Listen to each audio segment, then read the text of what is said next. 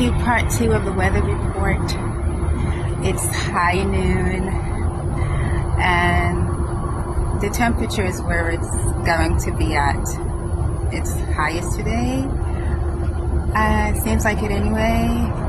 I can't imagine it getting any hotter, but I'm just here and I'm out for it, get a taste of it. So I'm just gonna put the phone down a little bit and do some, walking, stretching, as I do normally, naturally, to start the day.